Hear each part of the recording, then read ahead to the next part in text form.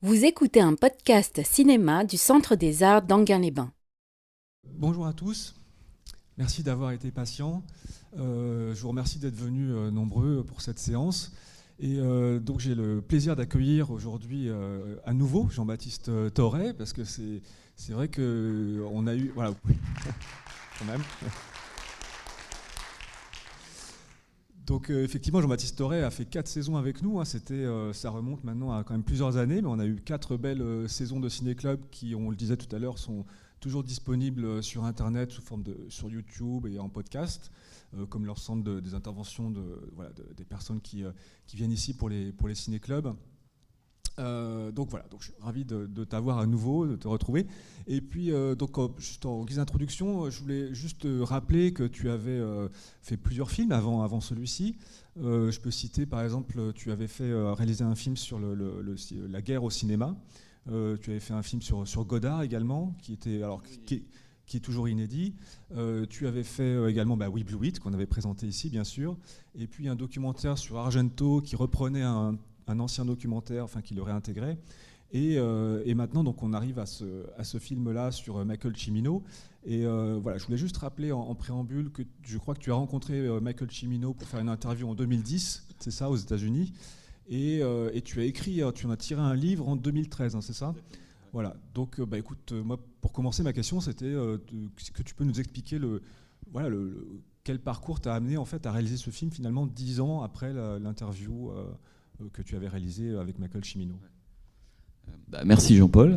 Moi, je suis très content d'être de retour. J'ai l'impression que tu étais là hier pour venir parler d'un film des années 70 ou un film italien. Merci d'être venu aujourd'hui. Je vais répondre à ta question, Jean-Paul, mais en fait, je ne vais pas parler beaucoup du film, même pas du tout. L'idée étant de le découvrir. Alors, tu dis effectivement que en fait, c'est en 2010 que moi, je rencontre Michael Cimino pour une sorte d'épopée un peu bizarre, parce qu'à l'époque, je dois écrire un profile inspiré du magazine américain, le New Yorker, qui sont un peu des textes au long cours de 30, 35, 40 pages. Moi, j'aimais beaucoup ça. Et donc, je propose Michael Cimino. On me dit oui. À l'époque, je mets beaucoup de temps quand même à retrouver la trace de Michael Cimino. Ça ne s'est pas fait comme ça, parce qu'en 2010, Cimino, il a un peu disparu des radars. Donc en fait, plus personne ne sait vraiment où il est. Il n'a jamais eu des rapports avec la presse qui sont des rapports très agréables, même plutôt conflictuels, etc. Et donc je le rencontre après un peu, en gros 10 à 11 mois d'échanges avec sa productrice qui sert un peu de paravent à l'accès à Michael Cimino, qui me pose des questions sur ce que j'ai envie de faire. Et puis un jour, je vais enfin pouvoir le rencontrer. Alors que moi, je suis à Los Angeles, elle me dit, Michael accepte de vous rencontrer.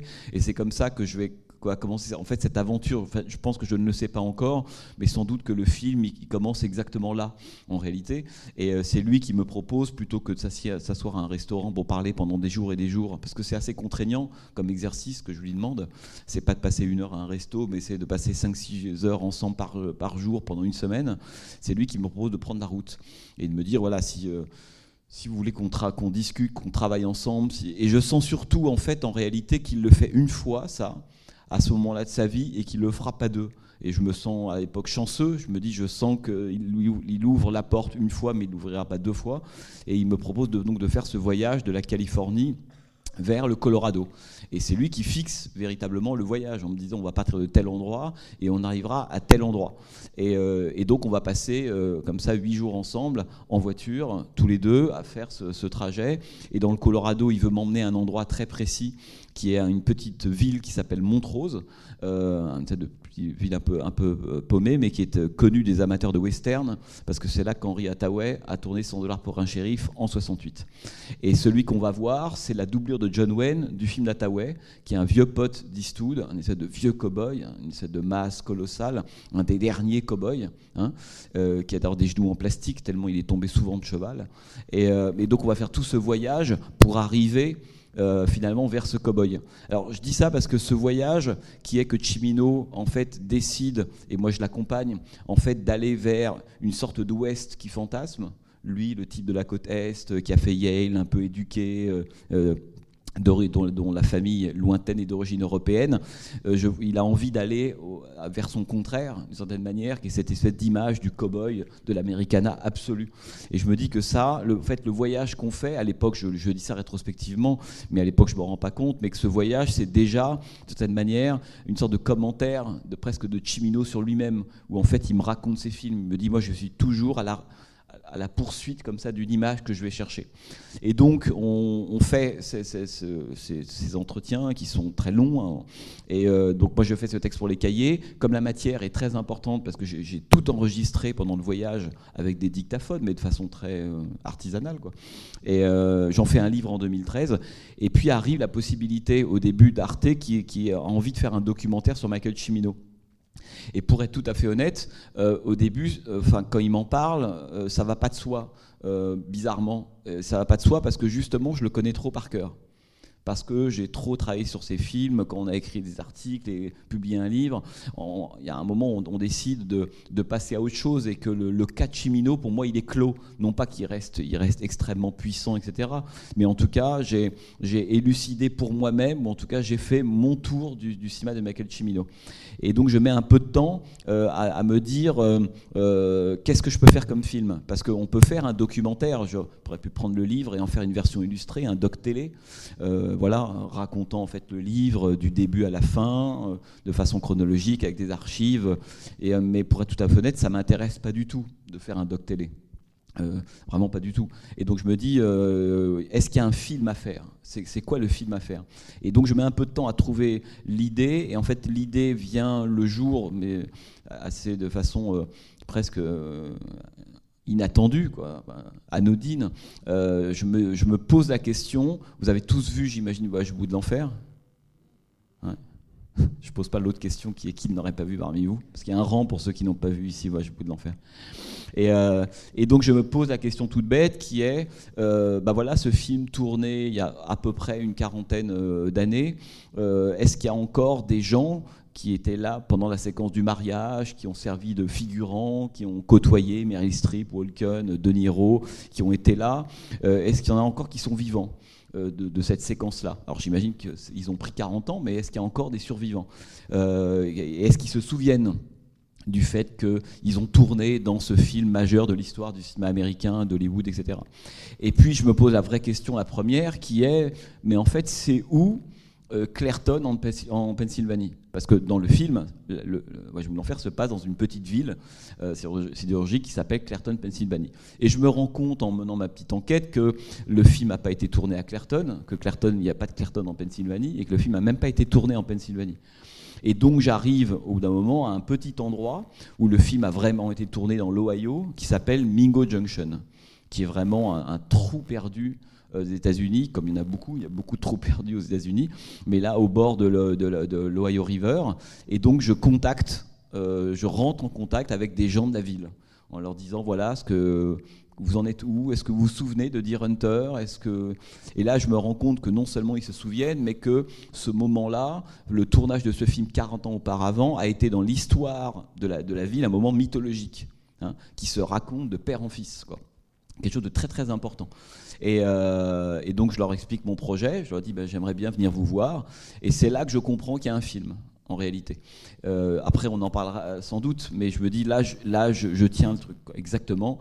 Et donc le film ensuite a été tourné, parce que moi je voulais que ce soit un film tourné en hiver, je voulais que ce soit un film hivernal, a été tourné en janvier, en février 2020, et on est rentré 2 semaines avant le confinement. Donc pour moi le confinement était formidable, parce que j'ai passé mon temps à monter.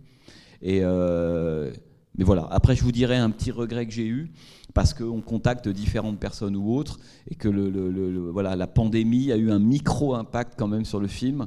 C'est pas dramatique, mais qui pour moi voilà, a un peu compté. Et puis voilà, maintenant vous allez voir ce film. Juste une dernière petite chose, c'est que pendant longtemps, le titre de travail du film, c'était pas Michael Cimino, un mirage américain, c'était Les Daims de Mingo Junction. Et on m'a fait comprendre pour des raisons, et je l'entends très bien, commerciales, de distribution ou autre, qu'un film qui s'appelle Les Daims de Mingo Junction, personne ne comprend ce que c'est. La plupart du temps, pense que c'est les dindes dont on parle. Donc on laisse tomber. Mais voilà, ça a quand même été le titre avec lequel moi j'ai fait le film. Et maintenant, c'est devenu Michael Cimino, un mirage américain. Voilà. Écoutez, je vous en dis pas plus. Merci encore une fois, Jean-Paul. Pardon, je voulais juste saluer la présence de Marc Ollery, hein, quand même, qui est avec nous, qui est là-bas, qui est caché, qui est donc distributeur et puis coproducteur, on peut dire ça, du film. Voilà, merci à toi, parce que c'est aussi grâce à toi qu'on peut organiser cette séance et aussi qu'on peut voir ce film, hein, bien sûr. Écoute, Jean-Baptiste, voilà, comme on disait tout à l'heure, je vais un petit peu lancer les questions, et puis après, évidemment, au bout d'un moment, on passera le micro dans la salle j'espère pour que vous avez des choses à prendre vos réactions. Voilà. Bon, moi, voilà, ce que je voulais dire, évidemment, c'est un film que j'ai beaucoup apprécié, que j'ai trouvé émouvant. Une première chose que je voulais te demander, c'était par rapport, en fait, au choix que tu as fait au début du film, finalement, de pas du tout nous parler d'abord de Michael Cimino, puisque, en fait, je ne veux pas dire de bêtises, pendant une demi-heure ou trois quarts d'heure, enfin, on est uniquement dans la communauté de Mingo Junction. Et on a l'impression d'un documentaire, finalement, sur la ville. Et moi, quand j'ai vu le film, je me suis dit, à la fois, c'est un peu bizarre, parce que je ne m'attendais pas à ça. Et en même temps, on passe un temps incroyable avec eux. Et c'est vraiment un temps extraordinaire. On a envie d'y rester. Et à la limite, quand ça se termine, on a très envie d'y retourner, quoi. Est-ce que tu peux nous expliquer un petit peu cette démarche, justement, originale? En fait, c'était au tout début, quand je disais qu'il me semblait qu'il y avait à peu près le film quand je suis rentré en contact avec les gens de Mingo Junction. Moi, ce qui m'a intéressé, en fait, c'est que Jean-Paul dit, effectivement, en fait, mon espoir, c'était presque, ce qui n'arrive quand même pas, je pense, c'est qu'on oublie au bout de 30 minutes ou de 40 minutes qu'on est venu voir un film sur Michael Cimino. Et que quand Jim arrive devant la fresque et qu'on commence à voir arriver Michael Cimino, on se dise ah oui, c'est vrai qu'il y avait quand même Michael Cimino dans le titre, donc il y a sans doute un rapport quand même, etc. Moi, c'est ça qui m'intéressait. Et Jean-Paul disait qu'effectivement, le Cimino n'apparaît qu'au bout de 40-42 minutes, ils vont commencer à parler, etc. Mais en fait, il me semblait en réalité que Cimino était là depuis le début. C'est-à-dire que je pense que c'est quand le film ne parle pas de Michael Cimino, de façon un peu paradoxale pour moi, qu'il en parle le plus, en réalité. Ça veut dire que moi, ce qui m'intéressait, c'était d'avoir une espèce de geste où je rentre dans une communauté. Évidemment, on a tous Voyage au bout de l'enfer en tête, et on se souvient de ce que disait Michael Cimino lorsqu'il disait la séquence de la roulette russe dans le film, elle est très bien réalisée, très bien découpée, très bien jouée, très bien.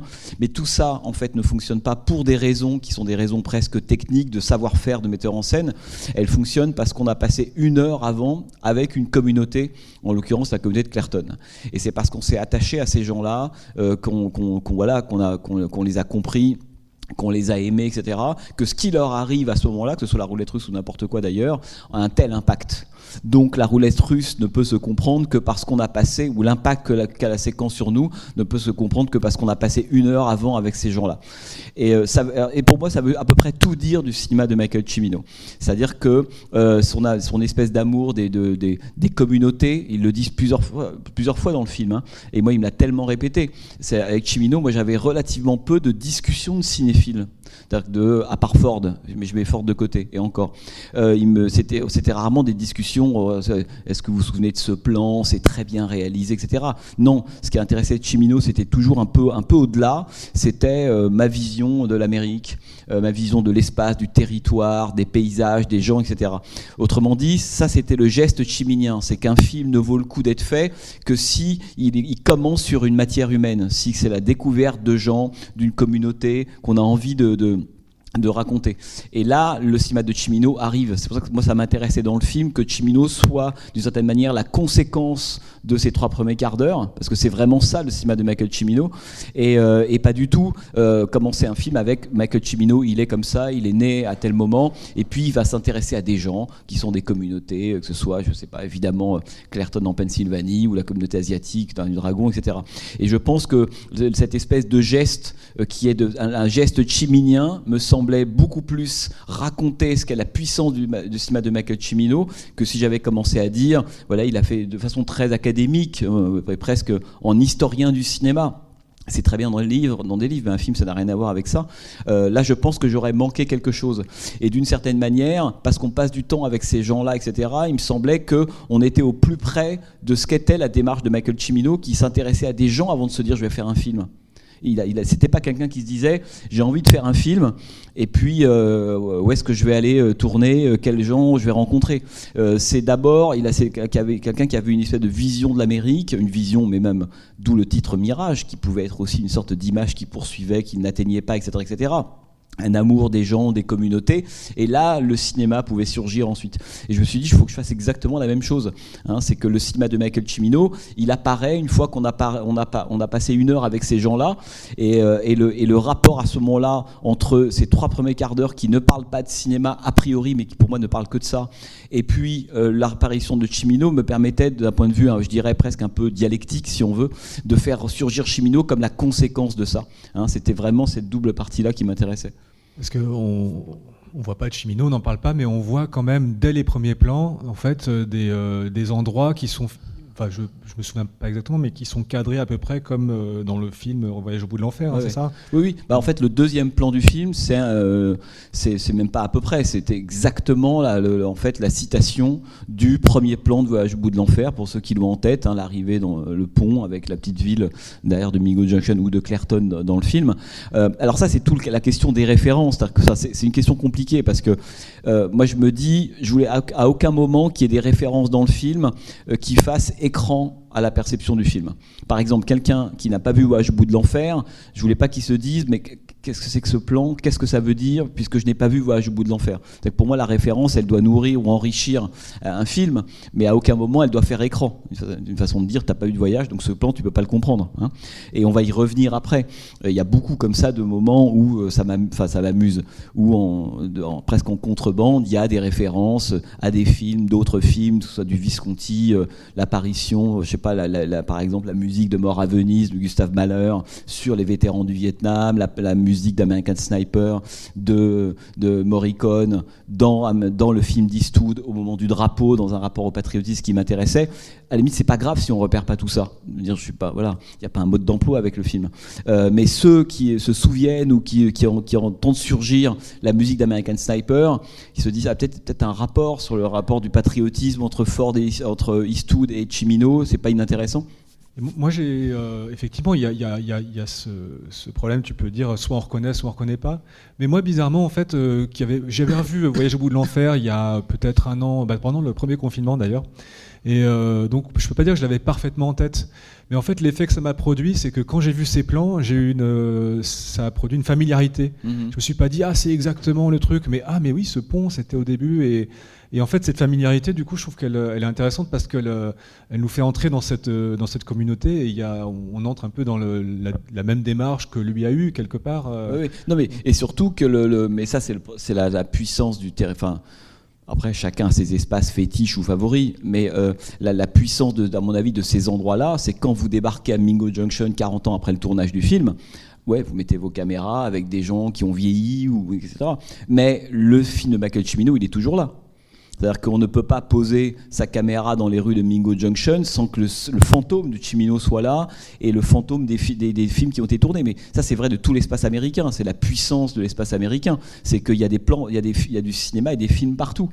Et moi, c'est mon rapport un peu mystique à tout ça. Je suis convaincu que si vous filmez, par exemple, la Main Street de Mingo Junction où a été tourné Voyage au bout de l'enfer il y a 40 ans, je sais que Voyage au bout de l'enfer est là.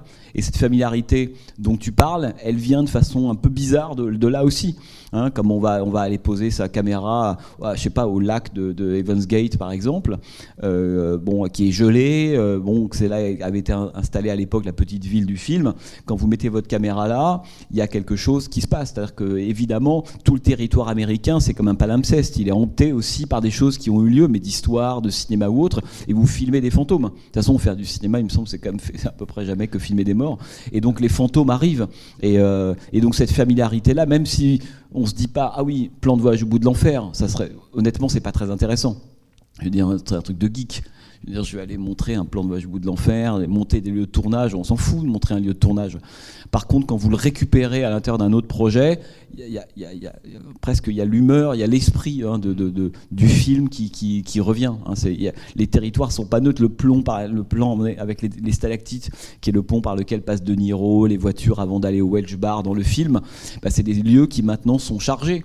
Mais quand on se déplace aux États-Unis dans plein d'endroits, tous les lieux sont chargés de plein de choses et la caméra, elle capte ça. Et par moment même à votre esprit défendant. Vous dites non, là je fais mon plan à moi. Non, c'est pas ton plan. Tu es en train de faire un plan, mais dans ce plan-là, il y en a 25 qui ont été faits avant, et il y a X décennies d'histoire, et malgré tout, la caméra le récupère. Et ça, c'est un truc que moi je ressens toujours énormément aux États-Unis en particulier, quoi.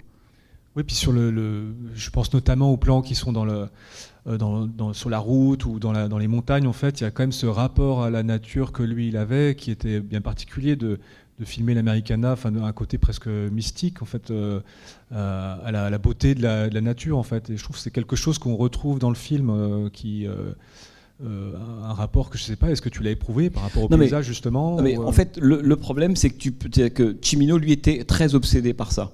C'est-à-dire cette question, du rapport au territoire américain, mais à l'Americana, au paysage, j'aime bien quand il parle de la courbure du ciel. Qui a traversé les États-Unis, on sait très très bien que quand on va d'est en ouest, le ciel se referme, alors que quand on va d'est en ouest, il s'ouvre. Il s'ouvre, on se comprend, on a un sentiment de vastitude qui est phénoménal quand on dépasse le Midwest et qu'on arrive, etc. Et ça, Cimino en parlait souvent. Soit on le ressent, soit on le ressent pas. Donc jamais j'aurais filmé par moments des visions ou des choses dont parlait Cimino si j'en étais pas convaincu moi-même en réalité. Et ça serait pas passé, j'en suis absolument convaincu. Donc son rapport à l'Americana, c'est un rapport qui est aussi un rapport fantasmatique. Je rappelle toujours que un des derniers plans de Sunchaser, qui a vu Sunchaser parmi vous ? Et qui est donc le dernier film de Cimino en 95, qui raconte l'histoire en fait, pour ceux qui l'ont pas vu, d'un médecin de Beverly Hills, joué par Woody Harrelson, qui est pris en otage par un détenu qui est malade, atteint d'une maladie incurable, et qui un jour dans sa cellule est tombé sur un livre.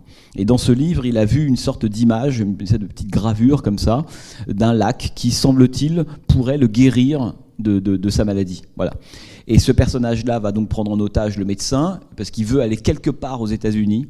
Il veut aller chercher, disons, la réalité de cette image-là. Il dit cette image, ce lieu, il existe quelque part. Et donc, c'est un road movie. Le Sunchaser, une sorte de remake caché du Canardeur, si on veut.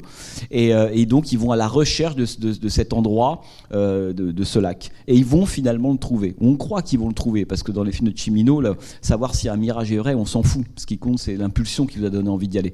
Et à la fin du film, surgit un chaman qui apparaît vraiment comme un mirage, qui emporte le jeune détenu et il disparaît dans le plan. Donc tout ça, c'est le cinéma de Michael Cimino, c'est que c'est quelqu'un qui a toujours été convaincu, d'où le voyage que je vous racontais tout à l'heure quand je suis allé dans le Colorado avec lui, qu'il y avait une part, on pourrait presque dire idéalisée, une part d'Amérique qui a pas été entamée par l'histoire, par la consommation, par tout ça. C'est que l'esprit américain, il est quelque part logé dans ces paysages et il faut aller le chercher. Voilà. Et tout son cinéma, ça va être aller chercher cette espèce de vision de l'Americana qui est quelque part. Et c'est ce que dit Oliver Stone à un moment. D'ailleurs, on voit bien qu'ils ont tous les deux, ils ont une différence qui est, ils ont deux points de vue irréductibles. L'un dit, oui, moi j'aimerais beaucoup que le monde ressemble à un film de John Ford, mais en réalité c'est un film de Sidney Lumet. Voilà. C'est génial parce qu'il ramasse en une formule tout ce qui, à la fois, opposait Stone à Cimino, et Cimino, son image de l'Amérique, c'est pour ça qu'il aimait autant Ford, parce qu'il considère que son image de l'Amérique, c'est Ford qu'il a le mieux mis en scène, qu'il a presque d'une certaine manière incarné. Et donc tout le cinéma de Cimino, c'est partir à la poursuite ou à la recherche comme ça d'une image qu'on n'atteint pas forcément. Moi j'ai monté les deux plans des dragons qui sont parmi les deux plus beaux du cinéma de Cimino, lorsque Mickey Rourke est dans son bureau et puis il se retourne vers la vitre et il regarde le drapeau américain. Bon, je pense que dans ces deux plans-là, en fait, il y a tous les films de Michael Cimino. On pourrait presque déplier uniquement ces deux plans-là. C'est l'histoire d'un homme qui est d'origine polaque, évidemment, parce qu'à part les Indiens natifs, il n'y a que des étrangers aux États-Unis, que des communautés, et qui fantasme une espèce d'idéal américain. Voilà, c'est quoi ce drapeau ? Il veut l'atteindre et il veut le réaliser. Mickey dans Les Dragons, je ne sais pas si vous vous souvenez, mais presque d'un point de vue quasi pathologique. Il veut tellement imposer l'idéal américain à tout le monde qu'il en devient quasi fou Donc c'est pour ça que Cimino a aussi incorporé la critique de ça dans ses propres films. Il sait le désir d'absolutisme que ça peut produire par moment, il sait que cet idéal américain n'empêche pas qu'il y ait eu la Porte du Paradis, la Johnson County War, etc. Il est conscient de tout ça, mais malgré tout,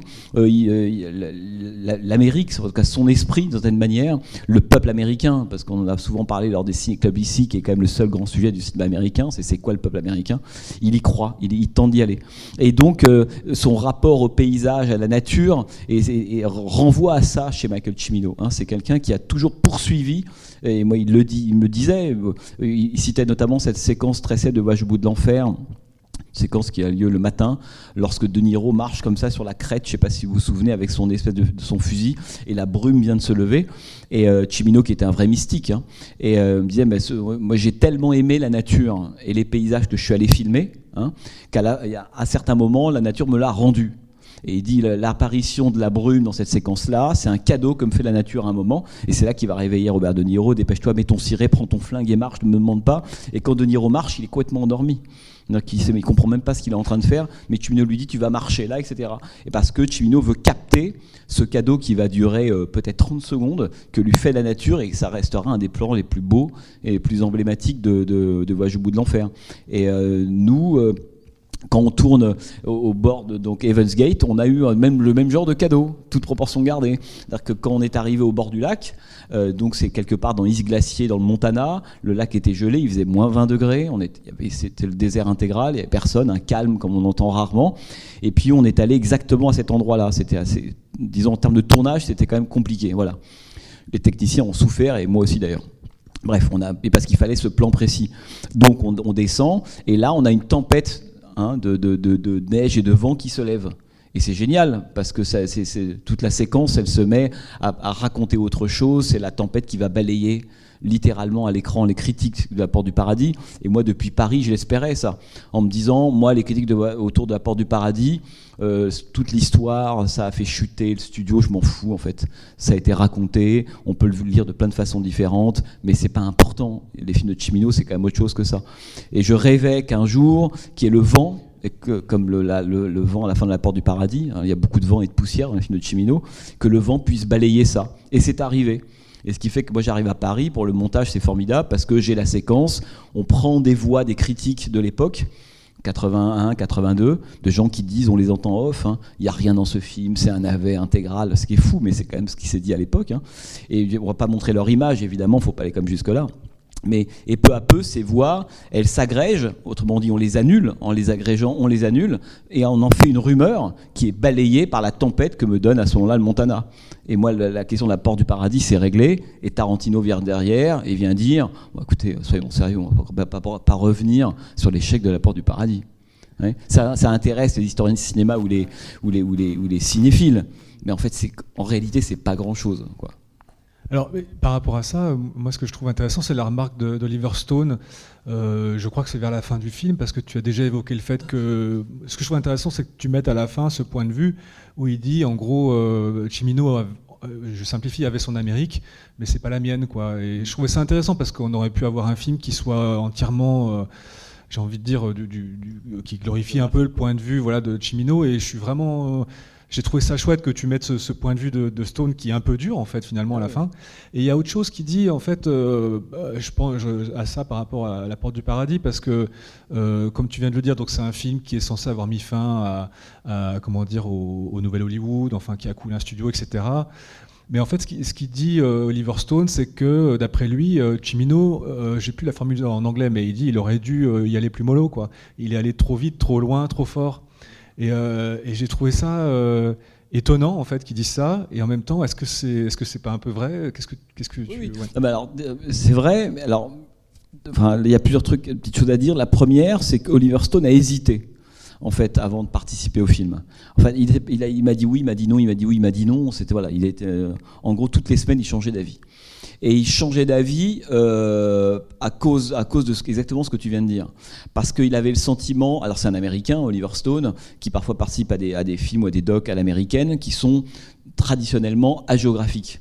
C'est-à-dire que quand on participe à un documentaire sur quelqu'un, c'est pour dire qu'il est génial de bout en bout, des pieds à la tête et toute sa vie à chaque seconde. Voilà. Moi, c'est pas très intéressant. Et donc, et on avait des discussions autour du Cimino. Et puis moi, je lui racontais un peu ce qu'allait être le film et le rapport que j'ai eu avec Cimino, etc. Et il me disait, ouais, mais Jean-Baptiste, moi, j'ai pas exactement la même vision que vous des films de Michael Cimino, etc. Et donc ça pour lui, ça le gênait. Il me dit, mais donc je vais pas complètement rentrer dans votre vision à vous. Et je lui dis, mais Oliver, il n'y a aucun problème. Au contraire, ça m'intéresse beaucoup que vous disiez ça. Et d'ailleurs, c'est hyper important qu'ils le disent parce que Cimino étant un personnage qui était évidemment complexe, je pense que tout ce qui est dit dans le film est vrai. Voilà. C'est que quand, par exemple, dire... En fait, à propos de la fin de La Porte du Paradis, voilà, il fait La Porte du Paradis, c'est un échec qu'on connaît, etc.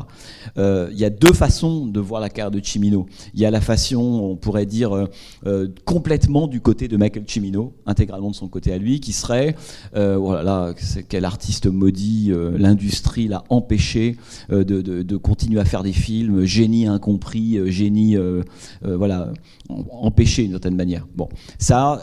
Et c'est quand même la vision que Cimino avait de lui-même, et ça peut se comprendre. Hein. Voilà, cette idée que le seul et unique responsable du fait que Cimino n'ait pas pu avoir une carrière aussi flamboyante que ce qu'on aurait pu attendre, en fait, c'est dû tout simplement au studio américain, au fait qu'il ait eu un échec, qu'on lui ait fait payer toute sa vie. Bon. Et puis après, il y a l'autre vision qui est en gros celle d'Oliver Stone. Et moi, je suis exactement dans l'entre-deux. C'est que je pense que Cimino, après La Porte du Paradis, en 81, il arrive vraiment à peu près à un moment où tout ce type de cinéma, de super auteurs, etc., vient de se planter en salle. Parce qu'on parle de La Porte du Paradis, mais il y a quand même une longue liste de films qui ont coûté très très cher et qui n'ont pas trouvé leur public. Donc l'ère du temps a changé, on ne va pas revenir là-dessus. Mais genre la fin des années 70, c'est que tous ces films-là, que ce soit Sorcerer, New York, voilà, il y a beaucoup de films jusqu'à Reds de Warren Beatty au début des années 80. Le public américain se met depuis 3-4 ans à vouloir voir autre chose. Et ces films-là ne correspondent plus, alors qu'ils ont été ultra en phase au début des années 70, ils sont plus en phase avec le public américain, en tout cas majoritairement. Donc ils se plantent. Donc La Porte du Paradis paye pour tous ces gens-là. Parce que l'échec de At Long Last Love de Peter Bogdanovich, ou l'échec de Sorcerer ou de Reds de Warren Beatty sont des échecs colossaux, hein, quasi de la même envergure que La Porte du Paradis. Donc on va choisir La Porte du Paradis. Et on pourrait se dire, ça c'est la vision qu'on a un peu comme ça en France, enfin l'histoire officielle, elle a écrit l'histoire comme ça, quoi, en fait. Et c'est vrai et faux. Et on se dit, voilà, c'est à cause de La Porte du Paradis que Michael Cimino n'a pas continué à faire des films. Mais pourtant, quand on regarde l'histoire dans le détail, on se rend compte que, bon, après cet échec-là, pendant 3-4 ans, Michael Cimino fait profil bas. C'est la loi de Hollywood. Hein. Hollywood, vous voyez ce que vos derniers films, n'importe qui aurait fait profil bas à sa place. Et pourtant, en 84, il repart sur le tournage de L'Œil du Dragon, par cet producteur italien, Dino De Laurentiis, qui va produire ce film. Et quand vous vous retrouvez en 85 avec L'Œil du Dragon qui sort, le film est beaucoup attaqué. Attention, hein, par des critiques, par des associations à l'époque, on lui reproche d'être raciste, enfin ça a toujours été le cas avec Cimino, qui est un vrai cinéaste anachronique, moi c'est aussi ça qui m'intéresse chez lui. Mais à l'époque de L'Œil du Dragon, en fait sa carrière elle est repartie en réalité. Il a eu son purgatoire, les Américains adorent, hein, la chute et la renaissance, c'est leur grand truc ça. Donc il y a renaissance. Et moi je pense, à titre personnel, que si on veut faire, ça prendrait trop de temps, c'est pas là l'objet, mais si on veut faire vraiment l'histoire rigoureuse de la fin du nouvel Hollywood et de celle de Cimino, etc., c'est au moment où il fait Le Sicilien en 87, donc 2 ans plus tard. Là il est reparti sur un grand film fresque auquel il croit vraiment, hein, qui est une sorte de nouvelle adaptation de la vie de Salvatore Giuliano, qui avait été mis en scène par Francesco Rosi au début des années 60 et que Cimino n'aimait pas du tout, hein. Et donc quand il fait Le Sicilien, normalement, disons qu'il a en lui en fait un film qui lui ressemble intégralement. Voilà. Tout est fait pour que Le Sicilien soit un grand film de Michael Cimino. Il va tourner en Sicile, qui est l'autre partie du cerveau de Cimino, la vieille Europe, grand fanatique du Guépard de Visconti. Il a le même chef déco, chef costumier, Piero Tosi, d'ailleurs que le Guépard. Hein. Bref, et même Piero Tosi lui avait même offert un portrait d'Alain Delon, un portrait de Tancrède en cadeau à Cimino à l'époque. Bon, bref. Tout y est, c'est-à-dire que le mélange entre la fresque et l'intime, entre l'histoire, la question des jeunes qui sont massacrés, qui est un des grands sujets de Cimino, la façon dont la jeune génération est toujours coupée. Bon, Or, vous avez peut-être vu, parmi certains d'entre vous, Le Sicilien, c'est un film qui est un film passionnant, attachant, tout ce qu'on veut, mais qui manque en partie sa cible. Alors la principale raison, c'est évidemment Christophe Lambert. Bon, c'est pas évident de toucher sa cible quand on a Christophe Lambert dans les parages, mais bon. Christophe Lambert. Pourquoi il l'a choisi ? Ah non, pourquoi il l'a choisi ? Parce qu'à l'époque, en fait, le premier choix de Cimino, qui a tenu longtemps d'ailleurs dans le casting du Sicilien, c'était Daniel Day-Lewis. C'était lui qui devait jouer le rôle de Giuliano. Et puis Daniel Day-Lewis a été pris sur d'autres engagements. Le film a mis du temps à se financer. Et puis Greystock sort. Daniel Day-Lewis ne peut plus. C'est qui le nouveau type qui va permettre d'avoir un peu de financement ou autre ? C'est Christophe Lambert, type absolument adorable par ailleurs. Cimino le trouve très gentil, très, très sympa, mais il n'anticipe pas le fait que Christophe Lambert va être de tous les plans. Et moi, je me souviens toujours de cette... Parce que j'ai mis du temps dans le voyage qu'on a eu à lui parler, pas du Sicilien, mais à lui dire ce que j'en pensais vraiment. Si on ne lui dit pas la vérité, ça n'a aucun intérêt. Et puis Cimino était quelqu'un qui avait pas un rapport critique ultra facile à ses films. Comme beaucoup, mais...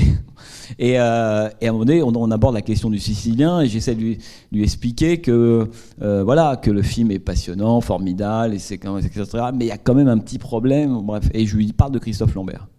Je lui dis, vous êtes content de Christophe Lambert ? Et là, il me fait cet aveu terrible. Il me dit, le premier jour de tournage, j'arrive, je colle mon œilleton à la caméra, je vois Christophe Lambert, et il me dit, là, je sais que c'est mort. C'est intéressant. Alors il va faire le film, et le film est tout à fait estimable. Mais comment, quand on a eu des gens comme De Niro, comme on a eu Rourke, Jeff Bridges, Eastwood, John Cazale, enfin tous ces gens-là, évidemment, le problème c'est que Cimino est quelqu'un qui justement ne fait pas un cinéma, on pourrait dire, théorique, abstrait. De Palma, ça serait très très bien sorti avec Christophe Lambert. Quand on filme plutôt des figurines, enfin dans la partie figurine du cinéma de Brian De Palma, ça lui aurait posé aucun problème. Mais Cimino, la matière humaine, c'est capital. Et le Christophe Lambert, qui est vraiment de tous les plans pendant 2h20, évidemment est en deçà. Mais moi, je pense qu'on peut pas mettre la responsabilité de l'échec du Sicilien uniquement sur les épaules de Lambert. Ça serait pas honnête. Je pense qu'en 87, Cimino, il a perdu un peu de son truc. Voilà. Et moi, je dis toujours, quand je vois le Sicilien, je vois Cimino qui est en train de faire un film de Michael Cimino. Et ça, c'est toujours le début de la fin pour les cinéastes. Voilà. Alors, ça veut dire que... Et après, on voit ce que va devenir sa carrière. Mais Cimino, c'est 10 années absolument exceptionnelles. On pourrait presque dire 74, Le Canardeur, 85. Et après, la légende de Cimino et de son entourage, c'était de se dire si on lui donnait encore des budgets, etc., il pourrait faire des chefs-d'œuvre. Moi, je ne crois pas. Je crois qu'en réalité, Cimino, il a perdu le mojo, comme énormément d'artistes. Les artistes, ils ont un âge d'or. Et puis après, certains feraient mieux de s'arrêter d'ailleurs. Et ils continuent. Mais ils sont plus que l'ombre d'eux-mêmes. Pour plein de raisons. Parce qu'ils ont perdu le truc, parce que le monde dans lequel ils sont a changé, parce qu'ils ne sont plus en cette espèce de connexion magique qui fait qu'à un moment donné, un artiste, il va comprendre quelque chose du présent. Ça veut dire être un peu en avance sur lui. Ça, c'est un cadeau, c'est magique. C'est comme ça. Et Cimino, au milieu des années 80, il a perdu ça, tout simplement. Donc c'est un grand technicien, ça reste Michael Cimino. Mais dans le Sicilien, si on est totalement honnête, donc tout ça pour dire que je pense que dans cette histoire générale qu'on dresse en disant La Porte du Paradis marque un avant et un après chez Cimino, c'est pas vrai du tout. C'est pas vrai. Le film qui va faire chuter Michael Cimino, qui pour moi marque un terme, on pourrait dire artistique à sa carrière, c'est pas du tout La Porte du Paradis, c'est vraiment le Sicilien qui tourne en 87, quoi.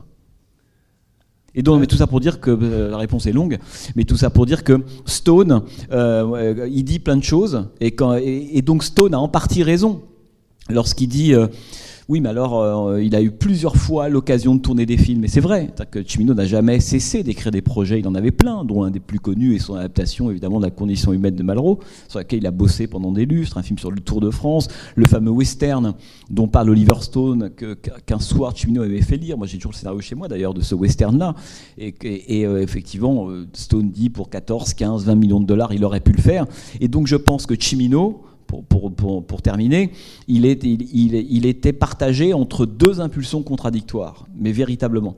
Une partie de lui, cinéaste jusqu'au bout des ongles, avait envie de continuer à faire des films.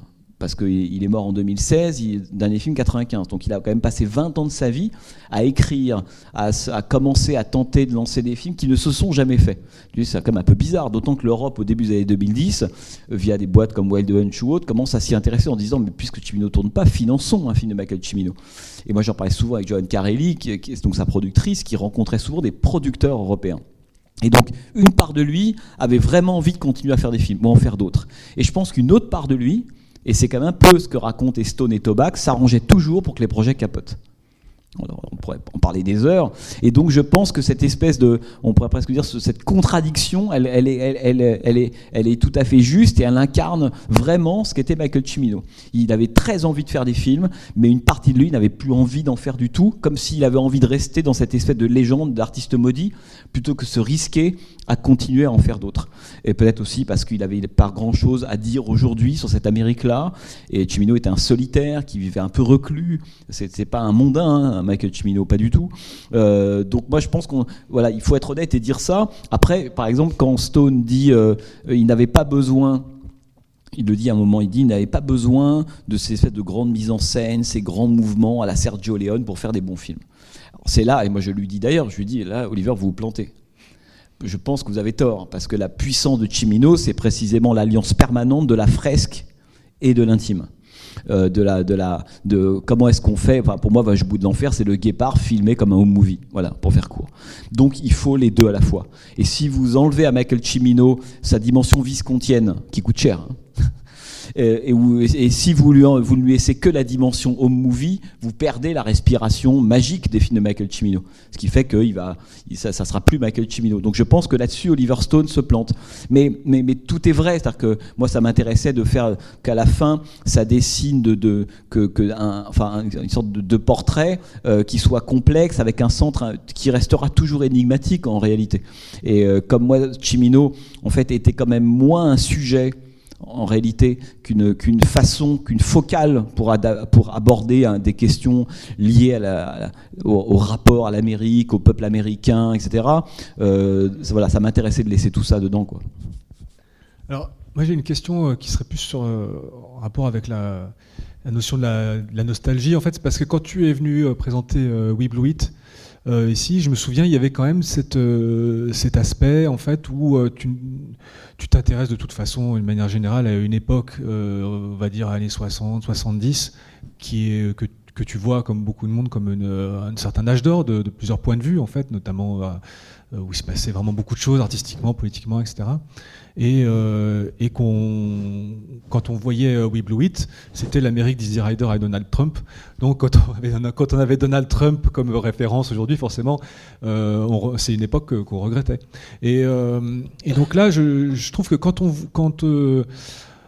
on est à Mingo Junction avec ces gens, il y a quand même tout ce qu'ils nous racontent sur cette époque où il y avait du plein emploi, les aciéries, etc. Et voilà, ma question en fait c'est celle de la nostalgie par rapport à cette époque qui est un problème quand même quelque part pour avancer, parce que c'est des gens qui doivent quand même vivre. Et là, le film est beau parce qu'il nous montre que quand même la communauté est encore là, hein, même s'il y a le souvenir en fait. Mais ce que je veux dire, c'est que le souvenir de cet âge d'or est douloureux en fait, et que finalement ça ne passe pas. Et c'est un sentiment qui est un petit peu qui perdure. Et je m'interroge en fait sur la finalité en fait. Ouais. Non, mais alors tu as dit beaucoup de choses. Après, oui, le souvenir, mais je pense qu'on se réfère aux années 60, 70, 80, 90. De toute façon, quand on vit, c'est le cas pour tout le monde, vivre, c'est fabriquer des souvenirs, rien d'autre. Bon. Donc, à un moment donné, les souvenirs, on y revient. Et c'est important, les souvenirs, c'est constitutif. Si on fabrique pas de souvenirs, qu'est-ce qu'on fait ? On fait rien. Donc, alors si la nostalgie, c'est ça, moi je suis pas nostalgique, je vais te dire précisément, oui. Je suis pas un nostalgique, parce que le nostalgique, c'est celui qui pense qu'on peut revenir à un état antérieur, et que cet état antérieur, il sera le même qu'à l'époque. C'est ridicule. C'est plus au sens où on regrette tout simplement. C'est pas du regret. Moi je pense que la vraie humeur, si tu veux faire de la psychanalyse, c'est plus un truc lié à la mélancolie. Et ce qui était Cimino n'était pas un nostalgique du tout. toute façon, quand on fait Voyage au bout de l'enfer, quand on a aimé John Ford, etc., c'est quand on aime Visconti. Je veux dire, je sais pas, Burt Lancaster dans Le Guépard, est-ce que c'est un nostalgique? Pas du tout. Il a conscience que l'époque est passée, il a conscience qu'il faut passer la main, il a conscience que lui n'a plus sa place dans cette époque. Est-ce que John Wayne, L'Empereur du désert, c'est un nostalgique? Pas du tout. C'est quelqu'un qui dit, ok, c'est une époque où maintenant Natalie Wood, elle a été élevée par les Indiens, elle revient parmi nous, je comprends ça, mais je suis plus de ce monde-là, je m'en vais, dernier plan de L'Empereur du désert. Rien à voir. Cimino, c'est exactement la même chose. C'est pas quelqu'un qui est nostalgique. C'est quelqu'un en fait qui se dit de quel temps je suis en réalité. Hein. Donc c'est pas le désir d'aller refaire, de retourner vers une époque, ce qui est un désir là qui peut rendre les gens très malheureux. Moi je pense que quand on est nostalgique, on est très malheureux. Hein. Enfin, il me semble. Comment est-ce qu'on peut pas vivre? Hein. Jamais le passé ne revient dans toutes ses composantes intactes à lui-même.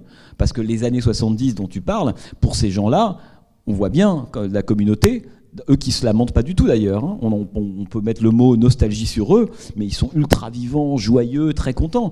C'est moi qui vais leur dire alors c'était comment. Mais je veux dire, ils vont très très bien.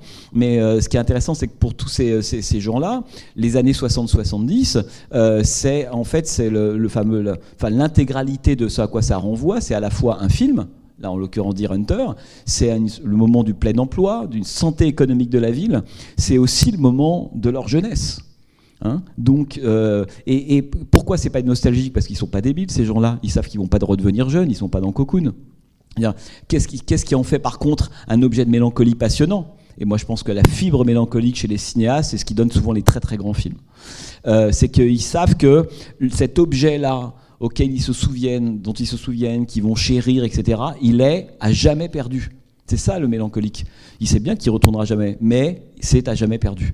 Donc à partir de là, est-ce qu'on s'adapte aux temps qui viennent, même si ces temps qui viennent ne nous intéressent pas, parce qu'on a le droit aussi d'avoir un point de vue sur le présent, trouver le présent nul, misérable et pas intéressant. Hein. Enfin, regardez, vous écoutez un entretien avec Alain Delon pendant 3 quarts d'heure, il vous explique qu'à un moment donné, j'aime ce courage-là, parce que c'est quelque chose qu'on n'entend pas souvent. Quelqu'un qui vous dit, bah non, après, ça ne sera pas forcément mieux. Vous voyez, il y a les gens qui ont la religion du c'était mieux avant, et puis les gens qui ont la religion du c'était mieux, ça sera mieux après. Les deux sont un peu ridicules. Les jours heureux arrivent, non? C'est pas ça. Ouais, c'est que pourquoi est-ce que ce qui sera demain est toujours mieux que ce qu'il y a hier? Enfin, ça, c'est toujours un truc un peu suspect du point de vue du capitalisme, parce que moins on se pose de questions sur le passé, mieux on consomme ce qui arrive. Enfin, il y a tout un truc là-dessus intéressant. Mais je passe là-dessus, ça c'est un autre sujet. Mais voilà, et donc je pense que il y a l'humeur mélancolique, elle est évidemment présente. Moi, tu parles des années 70, qu'un jour, j'abandonnerai, enfin jamais complètement, mais je ne vais pas faire 25 films sur les années 70. Mais c'est pas ça l'humeur. L'humeur, c'est l'objet perdu. Et la mélancolie, tu peux la trouver sur n'importe quel sujet, à n'importe quel moment, etc. Moi, à quoi j'ai été très sensible chez Cimino, en fait, je te disais tout à l'heure, c'est son anachronisme. Moi, j'aime beaucoup les gens anachroniques. C'est que ceux, comme il le dit à la fin, qui sont une part d'eux est en avance, une part d'eux est en retard. Parce que je trouve que, on parlait évidemment de Visconti, mais Ford a été comme ça, Peckinpah, la liste est extrêmement longue. Ça veut dire que c'est des gens qui n'ont pas cette espèce de un peu de naïveté ou d'outrecuidance de croire ils vont saisir le présent. Cimino, il était convaincu, et je comprends ça parfaitement, que les gens qui s'imaginent être dans le présent, le capter, etc., sont des gens qui, de toute façon, sont d'emblée en retard. Ou comme Michael Mann, qui est un de mes fétiches, etc. Je pense que dans la vie, on est en avance ou en retard. Ceux qui se croient au présent, ils sont déjà complètement dépassés. Et donc, Cimino, il avait conscience de ça, qu'il y a pas le présent, ça n'existe pas. Donc, on est toujours balancé entre deux temporalités qui nous échappent, l'une qu'on espère et l'autre qu'on regrette. Et je pense que le cinéma de Cimino, en réalité, c'est vraiment ça. Et peut-être un petit mot aussi sur la question du home movie, qui pour moi était un truc important dans le film. C'était à propos de la projection que je leur fais à un moment de Voyage au bout de l'enfer. Dans le film, dans l'arrière-salle du bar, etc. Pour être tout à fait honnête, au tout début, avant de partir, donc en tournage, etc., c'est quelque chose qui est plutôt écrit. Il y a un moment, les gens de cette communauté, je vais leur projeter Voyage au bout de l'enfer. Voilà, ça je voulais le faire. Et puis, en arrivant à Mingo Junction, je ne sais pas ce que je vais en faire de ça. Je ne sais pas comment je vais le projeter. Parce que c'est bien de dire, je vais leur projeter Voyage au bout de l'enfer, mais je leur projette où, à qui, combien, comment, etc. Et pour être tout à fait honnête, je pense qu'au début, j'ai dû me dire je vais trouver un cinéma dans les parages. Et puis tous les gens de Mingo Junction vont venir, et puis nous on va projeter Voyage au bout de l'enfer, et puis moi je vais filmer cette espèce de séance de projection. Et puis en passant du temps avec eux, en voyant la façon dont ils me parlaient de Voyage au bout de l'enfer, qui pour eux, vous l'avez compris, n'est pas un grand film de l'histoire du cinéma, ils ne pensent pas avec ces codes-là. Et c'est ça qui est très très beau. C'est-à-dire qu'ils accomplissent ce que c'est que pour moi la magie du cinéma. Le cinéma, c'est grand parce que ça vous apprend à vivre, ça vous explique le monde. Le cinéma, c'est pas grand parce qu'il y a un super travelling à un certain moment. Le travelling, il vise un peu plus loin. Et donc ces gens-là, qui sont pas du tout ni des historiens, des critiques, des cinéphiles, ni même des spectateurs aguerris, ils ont accompli la puissance du cinéma de Cimino beaucoup plus fort que si moi j'avais tenté d'écrire pendant 80 pages en quoi pour eux c'est un home movie. Et donc je comprends que eux ils ont vu Voyage au bout de l'enfer comme ils allaient voir ou ils iraient voir un film de famille. C'est-à-dire que nous on est là, Voyage au bout de l'enfer, restauration 4K, 5 Oscars, c'est dans le temple, il faut respecter, il faut s'agenouiller devant le film, etc. Donc on le voit, on s'habille bien, puis on est écrasé par la puissance de ce chef-d'œuvre du cinéma. Eux, ils ont un usage que je trouve tellement plus beau et moderne du cinéma. Je me dis, mais non, Voyage au bout de l'enfer, moi c'est mon grand-père qui est là, ou ce que dit Jim, moi quand je me souviens de ce film, je pense à mon copain qui est mort. S'il ne touche pas ce que c'est que le cœur de Michael Cimino 10 fois plus fort que tous les froufrous cinéphiles, c'est quelque chose d'incroyable. Et donc, je comprends, en passant du temps avec eux, que si je projette Voyage au bout de l'enfer dans une salle de cinéma de façon un peu normale, j'ai rien compris à ce qu'ils viennent de m'expliquer pendant 8-10 jours. À ce moment-là, bon. En plus, le territoire américain étant ce qu'il est, il n'y a pas énormément de cinéma, et donc la salle de cinéma la plus proche, elle est en gros à 250 km, elle est à Cleveland. Donc ça veut dire qu'il faut que j'affrète des bus, que je dise, voilà, 40, 50 personnes veulent venir, et puis j'aurais fait quoi? Je les aurais amenés à Cleveland, dans un espèce de complexe, un multiplex quelconque. J'aurais mis ces gens-là devant, ça n'aurait aucun sens, ça aurait même été un contresens gigantesque. Et comme ils l'ont vécu comme un film de famille, et même plus que ça, parce qu'on pourrait dire de Meryl Streep que pour elle-même c'est un film de famille, puisque c'est un film sur son compagnon John Cazale qui se meurt du cancer. Bon. Et quand Meryl Streep voit le film, elle voit un film de famille, elle voit pas un grand film à 5 Oscars. Bah, bref.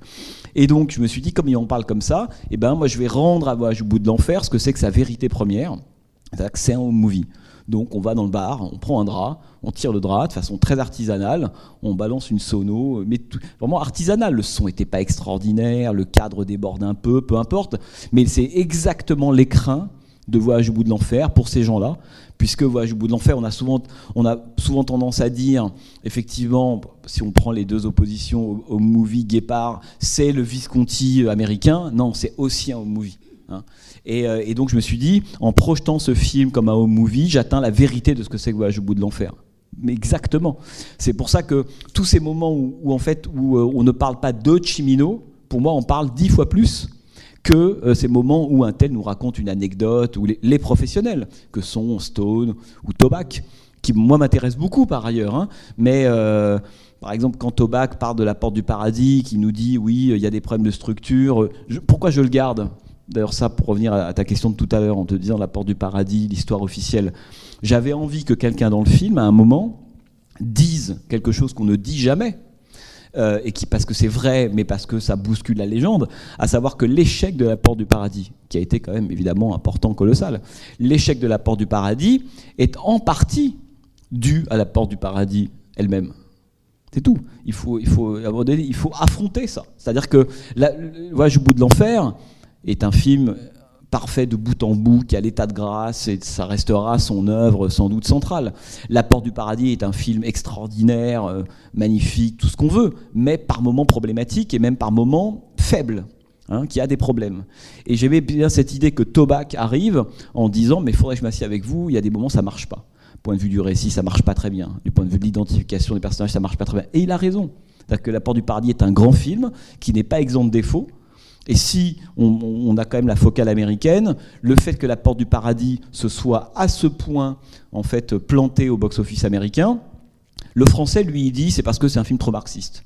Bon, complètement débile. Le cinéma américain est marxiste depuis longtemps. Des films de William Wellman dont on a parlé ici. À aucun moment, la violence politique du discours d'un film américain n'a empêché le succès en salle. C'est même presque tout l'inverse. Donc on m'a dit oui, c'est un film trop marxiste. Non, pas du tout. Le fait que La Porte du Paradis ne marche pas, c'est pas parce que les Américains ne voulaient pas entendre ce discours. Il est un peu à contre-courant. C'est sûr qu'à l'époque de Reagan, Star Wars et tout, mais à la limite, c'est pas ça. C'est que le film lui-même est un film plus difficile, qui ne coule pas de la même manière que Voyage au bout de l'enfer, et qui a des problèmes. D'ailleurs, les différents montages, passant de 3 heures, 4 heures, les allers, les retours, même la persona de Cimino elle-même. C'est-à-dire qu'on voit bien que le film, c'est un peu comme The Last Movie de Denis Hopper. C'est des films qui ont eu un mal fou, finalement, à être accouchés d'une certaine manière. Et j'avais envie que Tobac dise, en fait, transgresse ce tabou critique qui est dans La Porte du Paradis, c'est un chef-d'œuvre, hein, mais tous les gens qui ne sont pas allés voir sont des abrutis. C'est pas vrai. C'est-à-dire que beaucoup sont sans doute des abrutis, comme on l'est par moments par rapport à des films, mais le film est en partie responsable, et donc Cimino lui-même, de l'échec de La Porte du Paradis. Et moi, j'avais envie que Tobac le dise et de lui laisser dire ça, évidemment. Peut-être qu'on peut prendre des questions dans la salle. Est-ce que quelqu'un aurait une remarque, une question ? Je tiens le micro à disposition. Oui. Bonsoir.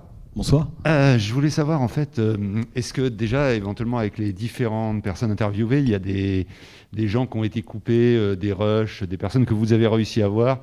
Je pense peut-être à d'autres acteurs de The Deer Hunter, Georges Zunza, je crois qu'il est toujours vivant, ou Isabelle Huppert, par exemple. Est-ce qu'il y a eu des blocages ou pas, ou est-ce que juste vous les avez coupés pour pas... Ça n'allait pas de soi. Non, alors cette question-là, en fait, il y a des gens à qui j'ai demandé... Pour moi, si vous voulez, Mingo Junction, dont je vous parlais au début, pour moi, c'était le cœur du film, d'une certaine manière. Je dirais que les gens qui viennent après, je dirais les gens connus, si vous voulez, pour faire court, et c'est dès le départ, j'ai mis du temps à trouver ça intéressant, pour être tout à fait honnête. Alors après, comme c'était une commande au départ pour Arte, vous imaginez bien qu'il faut des gens connus. C'est les noms qui clignotent qui intéressent. Les gens de l'Ohio, ils s'en foutent. Mais donc il faut des gens connus. Et donc j'ai mis un peu de temps à leur trouver une place, ou plutôt à trouver de l'intérêt, moi, d'aller les voir en réalité. Et donc évidemment Stone, tout ça. Il y en a 3 en fait que j'ai contactés en plus de ceux que vous voyez. Mais j'en ai coupé aucun. Hein. C'est-à-dire que tous ceux, alors certains ont parlé énormément, comme John Savage, par exemple. Bon, il a passé beaucoup de temps. À la fin, il en reste qu'il en reste, parce que moi, la séquence qui m'intéressait avec lui, c'était celle lorsqu'il rentre dans cette espèce de véranda et que je lui mets la musique de Voyage au bout de l'enfer. Voilà, c'était ça que je voulais avoir avec lui. Alors après, on a passé beaucoup de temps. Mais les 3 que j'avais contactés et que j'aurais aimé avoir en plus, en fait, dans le film, donc c'était Meryl Streep, en fait, qui a refusé pour la raison que je vous expliquais, c'est qu'elle ne revoit pas Voyage au bout de l'enfer parce que John Cazale. Hein, et donc moi je respecte ça totalement. Je ne vais pas lui dire non. Donc voilà, elle ne parle pas de Voyage au bout de l'enfer parce que pour elle c'est un vrai film, c'est un movie de son compagnon disparu, d'ailleurs qui est mort avant d'avoir pu voir Voyage au bout de l'enfer. Le deuxième, c'est Walken, en fait, que j'avais déjà rencontré moi en 2010 ou 11, oui c'est ça. Et en fait Walken, j'ai un peu papoté avec lui et il me dit, et en fait il était fatigué de parler de Voyage au bout de l'enfer. Et c'est pas inintéressant, et c'est vrai. C'est-à-dire qu'en fait, il me dit, mais moi je raconte toujours la même chose depuis 15 ans, 20 ans, etc. Et moi, si quelqu'un n'a pas envie de me raconter autre chose que ce qu'il raconte depuis des lustres, dans des entretiens, en vidéo, dans des suppléments DVD ou sur Brut, ça m'intéresse pas du tout. La parole, en plus aujourd'hui c'est compliqué parce qu'on est à un moment où les gens parlent tellement que toutes les paroles sont démonétisées. C'est-à-dire que l'attrait qu'on avait pour certaines personnes, on pourrait dire il y a peut-être 10-15 ans, c'est considérablement amoindri. Plus quelqu'un parle, plus je vois quelqu'un sur Internet, moins cette personne m'intéresse, par exemple. Vous voyez, et Walken m'a fait comprendre, très gentiment, hein, mais je l'avais déjà ressenti quand je l'avais rencontré en 2010, qu'il était un peu en bout de course, quoi, qu'il était dans sa routine Voyage au bout de l'enfer, avec après toujours les 4-5 mêmes histoires qu'il a racontées 50 000 fois sur des sites, dans des suppléments DVD, dans des émissions de télé, etc. Donc moi, ça ne m'intéresse pas. À ce moment-là, je prends de l'archive. Vous voyez. Et la troisième, donc ça, pas de regret sur ces deux-là. Le seul regret que j'ai, comme je ne sais pas si je vous l'ai dit avant, c'était Clint Eastwood. Hein, et que j'avais contacté, qui était d'accord pour participer à ce film sur Michael Cimino. Je lui avais expliqué ce que c'était, et donc lui, pas de problème, je vais être dans le film. Et puis ça m'intéressait aussi qu'il y ait Eastwood, parce que en fait c'était une manière aussi de compenser un tout petit peu la vision de Cimino lorsqu'il parle lui pendant tout le film en voix off, qui est que Cimino, vous savez, avait très peu de rapport avec ses contemporains, on pourrait dire. Et il m'en parlait quasiment jamais. des gens de sa génération. Je veux dire, Coppola, Scorsese, Friedkin, ces gens-là, ils n'en parlaient quasiment pas. Et qui préféraient dire, ce qui était aussi la forme d'une sorte d'ego, hein, pas un peu surdimensionné, qui est que moi, je me connecte avec une histoire qui s'appelle Ford, King Vidor. Quand on dit ça, c'est une façon de dire, les autres à côté, ça n'existe pas. Moi, je suis toujours avec les Michel-Ange du cinéma. Hein. Et j'avais envie de compenser un peu ça avec Eastwood, qui est son vrai père en cinéma vivant, en réalité, Eastwood. C'est lui qui lui a mis le pied à l'étrier au monde du Canardeur. Je veux dire, si Eastwood n'avait pas dit oui à Michael Cimino lorsqu'il lui envoie le script du Canardeur, à l'époque, Cimino, c'est personne.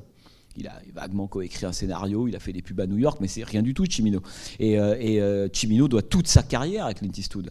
Hein, parce que là, en 1974, quand évidemment c'est John Carelli qui lui souffle l'idée d'ailleurs, hein, de se dire si tu veux avoir une chance que ton scénario soit de réaliser ton scénario, vu que tu ne sors pas d'une école de cinéma californienne, que tu n'es pas comme tous les Coppola, Demy, Scorsese, tous ces gens-là, tu n'as pas de réseau, la seule façon de faire, ça va être de contacter la plus grosse star du box-office du moment. Bon, et puis puis en 1974, la plus grosse star du box-office américain, c'est Clint Eastwood. Et donc, il raconte l'histoire, etc. Mais ce qui est intéressant, c'est que même là, on voit le côté anachronique qui moi, en fait, que je trouve, parce que l'anachronie chez Cimino, il est ontologique, quoi, d'une certaine manière. C'est que dès son premier film en 1974, lui appartient à une génération qui déteste Clint Eastwood. Clint Eastwood en 1974, il ne faut pas oublier que 2 ans avant, article de Pauline Kael, hein, Eastwood c'est un fasciste. Donc tous les gens du nouvel Hollywood auxquels on aurait tendance à rattacher Cimino et auxquels il n'appartient pas. C'est pas un cinéaste de Nouvelle Hollywood, Michael Cimino. Mais en fait, tous ces cinéastes-là détestent Eastwood. Il n'est dans aucun film de tous les cinéastes du Nouvel Hollywood. On parle évidemment de Coppola, de Scorsese, de Bob Rafelson, de Dennis Hopper, de Al Ashby, de tous ces Montiel, enfin toute cette génération, il ne va pas le chercher. Et Cimino, en allant déjà chercher le fasciste de service, hein, en 1974, on voit déjà combien il est complètement à contre-courant de son époque. Comme lorsqu'il va voir la manifestation des vétérans du Vietnam au moment de l'inauguration de cette espèce de plaque, quand vous allez comme ça à Washington, au milieu des années 80, il est complètement à contre-courant. Hein. Justement, par rapport à ça, on sent que dans la bande-son une vraie émotion dans votre trip vis-à-vis des médias, des politiques et notamment sur les vétérans. Oui. En fait, j'ai gardé ce moment parce que, en fait, au cours du voyage que j'ai eu avec lui, Cimino était quelqu'un d'assez calme, qui parlait avec une voix, vous l'entendez hein, quand même, même si la voix a été ultra restaurée pour qu'elle reste un peu audible. Mais en fait, c'était quelqu'un d'extrêmement calme, qui parlait sur un ton comme ça assez presque un peu monocorde. Mais il y a 2-3 moments où j'ai senti qu'il y avait quelque chose de plus pour lui qui se jouait, dont celui-là. C'est quelque chose qui, 35 ans plus tard, il n'avait toujours pas digéré. Ça lui tenait vraiment à cœur. C'est pour ça que cette séquence, pour moi, est une des plus importantes, hein, lorsqu'il raconte ce moment où les vétérans sont tous là, mais il y a Westmoreland qui est là, et puis tous les gens qui ont gueulé contre la guerre du Vietnam dans les années 70 ne sont pas là. Et alors ça, c'est intéressant, parce qu'il faut rappeler que Voyage au bout de l'enfer en 78, en fait, il sort au même moment que son contre-champ total, qui est Coming Home de Al Ashby. Retour en français, John Voight, Jane Fonda, Bruce Dern. Et donc, on voit bien qu'en 78, il y a 2 Amériques qui se regardent en chien de faïence. Il y a celle qui va plébisciter Voyage au bout de l'enfer, et puis celle qui va plébisciter le film de Al Ashby. Anecdote célèbre, Jane Fonda refusera de serrer la main de Cimino dans l'ascenseur des Oscars. Et c'est intéressant parce qu'on se dit, gardons en tête quand même, à l'époque, les critiques qui ont été formulées contre Voyage au bout de l'enfer, et même Stone, on sent qu'il n'a toujours pas digéré la représentation des Vietnamiens. Voilà la discussion que j'ai eue avec Oliver Stone sur, mais quand même, arrêtez de dire que les Vietnamiens, lui a fait le Vietnam, donc c'est pas moi, le petit Frenchie, qui vais expliquer à Stone ce que c'est que le Vietnam. Ça sera un peu fort quand même. Donc, il y a quelque chose qu'il n'a pas digéré. Mais ce qui est intéressant, c'est qu'on pourrait se dire que toute cette génération issue du Nouvel Hollywood, de la contre-culture, des mouvements contestataires, qui est du côté d'Al Ashby et de Coming Home, dans les années 80, ils vont plutôt supporter les vétérans, etc. Et ça, c'est intéressant dans l'histoire de l'Amérique, parce qu'on se rend compte combien, en fait, et là, et même je dis ça par rapport à Cimino, c'est combien, mais moi dans We Bleed, j'en avais déjà filmé des vétérans du Vietnam, notamment l'un d'entre eux qui disait, mais moi, le Vietnam, je savais même pas ce que c'était, les communistes, je m'en fous, je peux sortir de chez moi, en gros, j'ai pas d'argent, prolétaire, c'est l'occasion de voyager, c'est même pas des patriotes fous furieux, hein, c'est au nom d'un idéal, ils y vont, et puis ils reviennent, ils ont rendu service à la nation, à la place des autres, parce que les fils de bourgeois sont restés dans des académies aux États-Unis, ils reviennent aux États-Unis, on leur dit baby killer. Voilà. Ça, si on ne comprend pas ça, on ne comprend pas ce que c'est que la question du retour des vétérans. Et donc, tous les gens qui ont été contre la guerre du Vietnam, qui ont manifesté, fait tant dans les années 70, ne sont pas là en 80. Mais c'est intéressant parce qu'on peut se dire, mais qui est-ce qui défile dans les années 80 au moment de la guerre du Vietnam? C'est, comme dirait Pasolini dans les années 70, c'est les fils du peuple, hein. C'est pas c'est ça qui est intéressant, c'est qu'on se rend compte que oui, aller critiquer les institutions, le gouvernement, le ministre de la Défense, mais ceux que vous avez envoyés, c'est des Jim Freling, hein, c'est les fils du peuple. Vous devriez être à leur côté précisément. Eux, c'est les vraies victimes.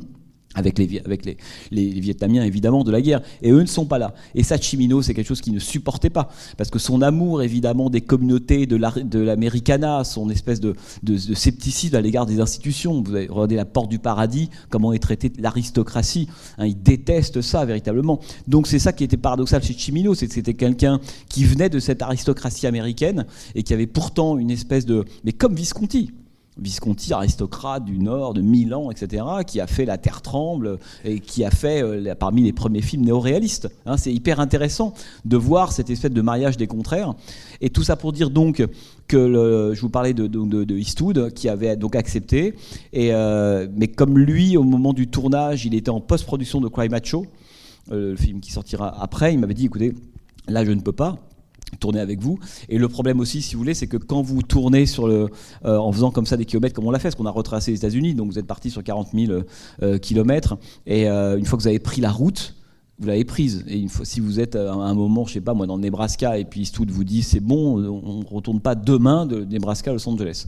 Donc je lui ai dit je reviendrai plus tard, dans 2, 3 semaines, 4 semaines, pour aller tourner avec vous. Et lui était complètement d'accord. Mais c'est là évidemment qu'on rentre, c'est le confinement. Donc pendant quelques semaines, j'ai hésité, même 3-4 mois. Je me suis dit, ménageons quand même dans le montage final toujours une place pour Eastwood. On aura peut-être la chance de l'avoir. Peut-être que ça va se desserrer, et que je vais pouvoir prendre l'avion à Roissy-Charles de Gaulle, aller vite à Los Angeles. Bon. Mais j'ai compris au bout d'un moment, d'abord, vous connaissez bien l'histoire, que le truc a duré, que Eastwood, 91 ans, voyant venir un Parisien, l'Europe à l'époque, le virus allait être compliqué, et que je me suis dit, soit on décale le film mais presque d'1 an ou voire de 2 ans, avec aucune assurance sur l'évolution physique et mentale d'Eastwood, hein, ou alors on fait 100. Et donc moi j'ai choisi de faire 100. Et donc il a fallu par moment évidemment réintégrer. Eastwood est présent, hein, mais j'aurais aimé, en fait, mon seul vrai regret du point de vue des gens, si vous voulez, c'est Eastwood, quoi, évidemment. Alors, y a-t-il une autre question ?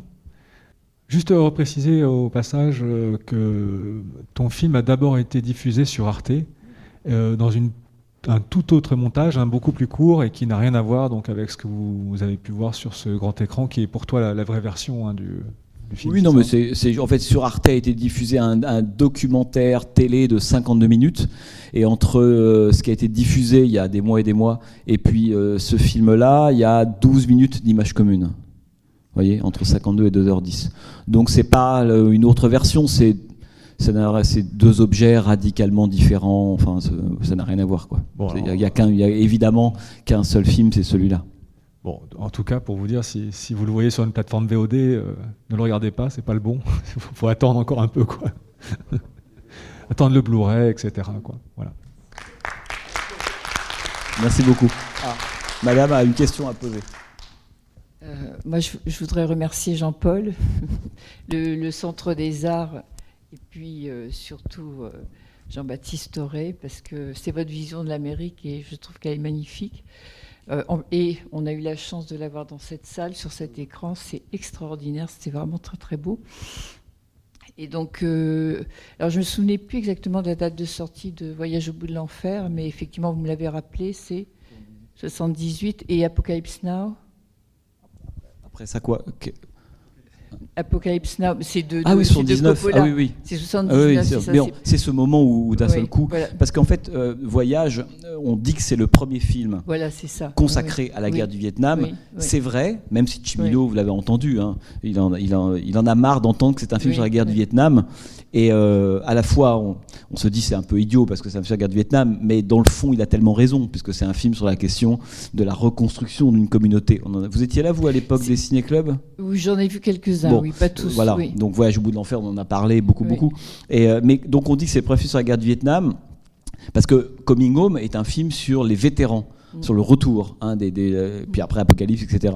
Alors c'est vrai, c'est la première fois qu'on montre là, comme ça la guerre du Vietnam, mais en réalité la guerre du Vietnam, elle a infusé tout le cinéma américain depuis 68. C'est pour ça que oui, comme décor, comme sujet, et le film est tourné en Thaïlande d'ailleurs, mais la guerre du Vietnam, c'est un des fantômes du cinéma américain de l'époque. Quand vous regardez de Alice's Restaurant, je pense à Little Big, vous regardez Little Big Man aujourd'hui, film de 69. Tout le monde a bien conscience que ça parle d'autre chose que des Indiens et des cow-boys, pour faire court. Hein. Justement, je voulais en venir à ça, c'est que moi je l'ai vu donc en 78, j'avais 28 ans, et j'ai fait partie de tous ceux qui ont couru au cinéma pour voir Voyage, pour voir aussi Apocalypse Now, et que pour moi, c'est effectivement Voyage, c'était pas un film sur la guerre du Vietnam, pas du tout. Oui, il en est question, mais c'était un film sur les dégâts des guerres, et comme vous dites, il installe vraiment, c'est ce qui est génial dans ce film, c'est qu'il nous installe dans une communauté, on s'attache à tous les personnages. Et ensuite, pour moi, c'est accessoire, la guerre du Vietnam. C'est une guerre, quoi. Après, je ne crois pas que ce soit un film politique qu'il ait voulu faire. Hein. Non, mais c'est comme si vous disiez que... Oui.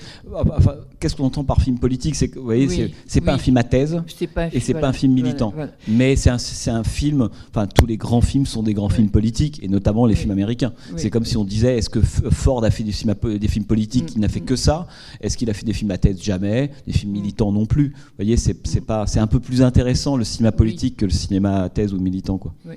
Et alors, pour revenir aussi... à la porte du paradis, moi, j'avais pas envie de sortir de ce film.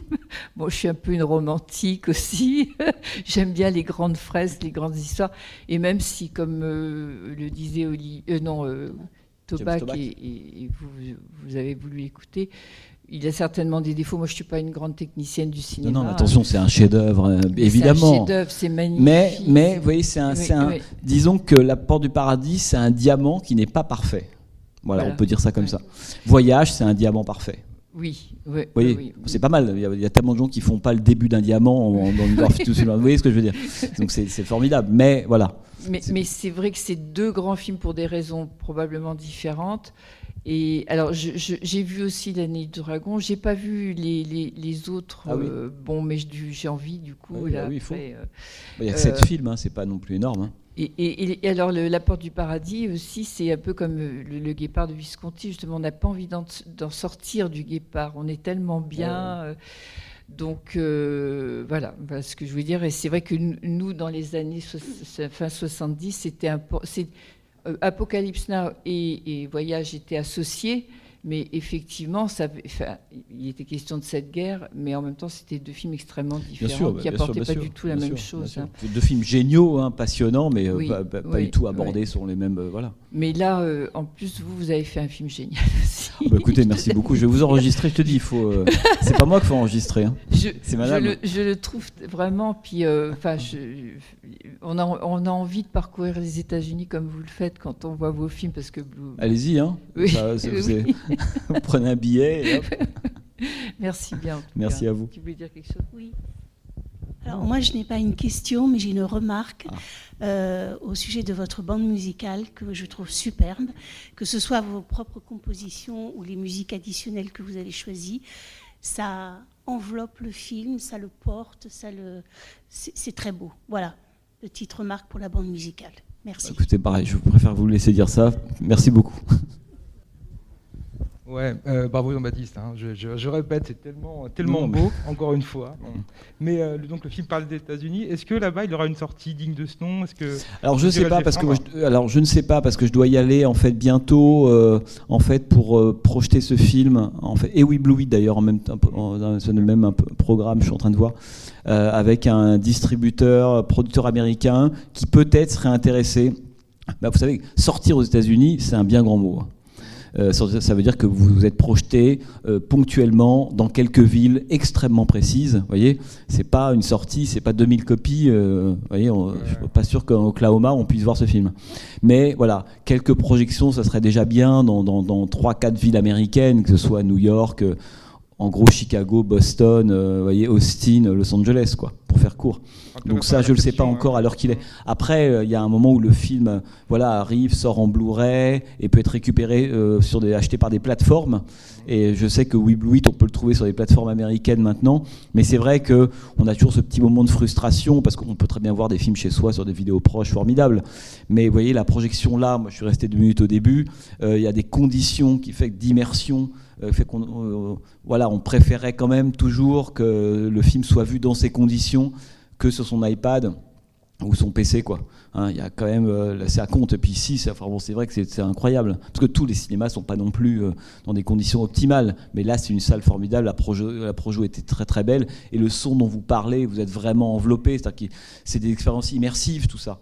C'est-à-dire qu'il faut, quand on prend la route, disons qu'il y a des films qui sont sans doute plus difficiles à voir quand on n'est pas dans des conditions, vous voyez, de salle de cinéma. Voilà. Quand vous devez voir des films, c'est pour ça que la série télé, on peut la voir sur son iPhone, parce qu'il n'y a pas grand-chose à voir. Moi, je vois beaucoup de gens dans les trains qui, par moment, série télé, ils regardent quasiment plus que ça, mais sur des iPhones, et puis par moment, ils mangent, ils font autre chose, ils regardent par le hublot, ils s'en foutent. Ils ont entendu ce qui se dit, ça suffit, en réalité. Et alors que quand vous essayez de faire un peu autre chose, en audio-description, je ne sais pas ce que ça donne, ça. Oui, par exemple. Donc tous les films ne sont pas égaux en fait par rapport au support. Il y en a qui passent plutôt bien. Quand c'est surtout très littéraire et beaucoup de dialogue, il n'y a pas de problème. On peut même souvent ne pas mettre l'image. Et puis quand c'est un peu moins le cas, c'est compliqué, quoi. En tout cas, merci pour votre remarque. Quelque chose. Bonsoir. Bonsoir, madame. Moi, j'ai beaucoup aimé votre film. J'ai trouvé qu'il y avait plusieurs temps. Le début, d'ailleurs... il y a plusieurs films, je trouve, dans votre film. Voilà, c'est comme ça que j'ai ressenti. Poupée russe ? Oui, tout à fait. C'est joli, ça va bien avec le voyage au bout de l'enfer aussi. Et du coup, je trouvais que c'était très intéressant. C'était, je suppose, une volonté. On ne voit jamais Cimino, finalement. Et le fil rouge, c'est un fantôme. Donc, je trouve que c'est un peu ce mirage, justement, ce fantôme de l'Amérique qui est... moi, que j'ai trouvé quand même très triste. Je trouve il y a une beauté, une poésie de ces paysages dans toute la première partie qui est assez sinistre. Moi, pour ma sensibilité, vous voyez, je n'ai pas le rêve américain, en fait. Je l'ai eu, j'y suis allée. Vous l'avez perdu. Non, après, je connais pas grand-chose des États-Unis, mais de ce que j'en ai vu, oui, voilà, voilà, c'était juste c'est pas très intéressant ce que je dis, mais ce que voilà, j'ai beaucoup aimé. J'ai beaucoup aimé votre sensibilité. Moi, j'adore Visconti et votre parallèle avec Visconti, avec cette vision de l'intime, ce rythme, en fait, quelque chose de très oppressant. Où vous savez, comme dans les réunions de famille, où ça peut exploser à tout moment. Et j'ai trouvé ça très gracieux, en fait. Il y a une sensibilité. Voilà, moi, je ne suis pas du tout une technicienne, mais en fait, on sent ces drames qui nous nourrissent et qui font des choses d'une humanité juste belle. Voilà. Merci. Écoutez, merci beaucoup. Non, mais juste un mot sur Cimino et l'archive. Mais vous avez dit exactement ce qui était un peu l'idée, à savoir que je voulais que Cimino n'apparaisse qu'une seule fois, parce que Cimino est quelqu'un qui physiquement a aussi changé. Pour ceux qui connaissent un peu, voilà. Et donc, il y avait plusieurs raisons. D'abord, le mirage, le fantôme. Et vous savez, moi, je pense que quelqu'un que vous ne voyez pas et que vous entendez a beaucoup plus de présence que si vous filmez son image. Bon, exactement. Voilà, ça c'est pour moi, disons que la voix, disons qu'une voix qui vous hante a beaucoup plus d'impact qu'une voix qui vous marque comme ça, vous voyez, l'œil ou le visage. Donc ça pour moi c'était hyper important. La deuxième chose qui m'intéressait, c'était que à peine apparu, Cimino disparaît déjà. C'est-à-dire que d'où le fait qu'on s'approche de lui, il devient flou et puis il fait corps avec le paysage et il va être ensuite la seconde partie du film. Et puis en plus, moi j'avais l'enregistrement audio et il est à côté de nous pendant le voyage, vous voyez ce que je veux dire. Donc j'ai pas besoin de le montrer. Et donc la dernière chose, c'était c'est quand bien même j'aurais voulu mettre des archives, ce que je voulais pas du tout faire, c'est que l'évolution physique de Michael Cimino, qui a été un grand sujet de la presse people et des gossips pendant 15 ou 20 ans, aurait, à mon avis, parce que si j'avais montré Cimino, grosso modo, là, vous le voyez, on est en 78-79. C'est voilà à quoi il ressemblait en 78-79. À la fin, grosso modo, des années 80, il est déjà assez différent. Il a beaucoup grossi, il a un autre visage, etc. Et on arrive à la fin des années 90, où il devient très maigre, il a son Stetson, ses lunettes de soleil, etc. Puis il va passer par différentes étapes physiques jusqu'au Cimino qu'on a vu quand ensuite les festivals ou autres ont récupéré la nouvelle petite gloire de Cimino qu'on avait pu construire ça et là pour faire des choses autour de lui. Donc plutôt, ils l'ont pas cherché au moment où il avait disparu, ils ont attendu que d'autres le fassent à leur place. Et là, Cimino avait encore une autre apparence. Donc si moi j'avais mis des images d'archives de Cimino à ces différents moments, d'abord j'avais qu'une seule quelque chose qui ne m'intéressait pas du tout, c'était cette question dont je viens de vous parler, la question de l'apparence physique, pourquoi, comment et toutes les rumeurs qui ont tourné. Et surtout, je me suis dit que c'est que l'image allait complètement faire écran et diversion. Si à un moment vous voyez une image d'archive de Cimino, vous en avez 3-4 de lui, et qu'à chaque fois il apparaît presque, j'ai envie de dire, méconnaissable d'une archive à l'autre, ça aurait fait écran et ça aurait fait diversion et ça aurait complètement brisé le film, et d'autant plus que c'était pas le sujet en réalité. Donc ça, la question du Cimino, il intervient comment ? Il intervient qu'une fois et il devient fantôme, ça a été réglé à peu près dès le départ en réalité.